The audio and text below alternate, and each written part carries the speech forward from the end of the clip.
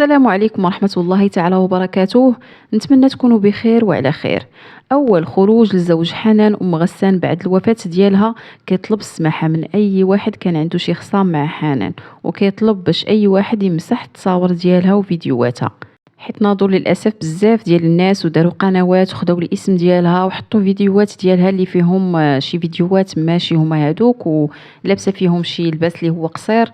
واحتراما للوفاة ديالها كيطلب على ان الناس يمسحوا هادوك الفيديوهات وهادوك التصاور اللي خاصين بحنان، وكيطلب الناس باش يدعيو معاها ويدعيو ليها بالرحمه والمغفره.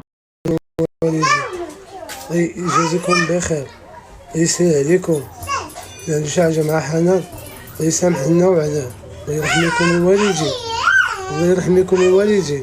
اللي عنده شي فيديو شي تصويره شي حاجه يمسحها، الله يسهل عليكم، الله يكمل لكم ما نويتو. اذا بغيتو العزة عليه دعي معاه بالرحمه، دعيو معاه بالرحمه، الله يرحم لكم الوالدين، دعيو مع حنان بالرحمه مسكينه. حنان انا ما غاديش نقول لكم على شي حاجه، كلشي تيعرفها وكلشي هو هذاك، الله يرحم الوالدين، دعيو معاه بالرحمه. اللي عنده شي تصوير ولا شي فيديو شي حاجه الله يرحم الوالدين، شي ما باقاش وصلتش مسحوا هذاك الشيء، الله يسهل عليكم والله يرحم لكم الوالدين، دعيو معاه بالرحمه. اللي ما باش يدعي معاها المهم هي تصاورها وهذاك الشيء، الله يرحم لكم الوالدين. خوتي انا مزوق فيكم، راس مالي حنان امي وبا واختي وصاحبتي وكل شيء.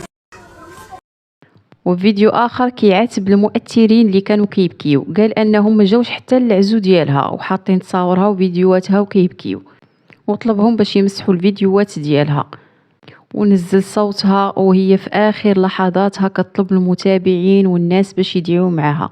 اما الولد ديال حنان فهو حي يرزق وبصحة جيدة. يعني قبيله درت لكم فيديو طلبتكم وما بنادم ما تيراعيش، وبنادم ما جاش تعزى في السيده، ما بجاوش تعزى، وتجي لي اللايف وتيبكي وتجي لي نتصاور، وانا طلبتكم قلنا لكم ما تصاور الخوت لا، حيت هاد السيده ما استاهلش منكم كما كان بنادم ما استاهلش منك. سمعوا السيده كتهضر عليكم ما عرفتش راسها اش بغيت راه ليها، وسمعوا وشوفوا نتوما اخويا تنطلبوا فيكم غير الفيديوهات تحيدوهم. سمع عشرة تعاو معايا اختكم تتولد، الله يسهل عليكم مصعب، الله يسهل عليكم مصعب، الله يسر امركم ويرزقكم الذريه الصالحه. اللي بغى شي حاجه في خاطره الله يقضي عليه، ولا اللي اختكم عليا انا صبعت فيا الوجه، دعيو معايا. فالله يرحمها من جديد، والله يصبر الاهل ديالها والام ديالها اللي محنه بزاف ومصدومه مازال ما استوعباتش الوفاه ديالها. الام ديالها كيف ما عرفنا كانت واقفه معاها في كل شيء، وهي كتوجد معاها الحلوى وجدات معاها الحوايج، ومشات هي وياها للحمام باش كيوجدوا الولاده ديالها، وكان واحد الرابط اللي هو قوي ما بينها وما بين الام ديالها. الموت هادي اللي درت لها شي حاجه تسمع لي اختي.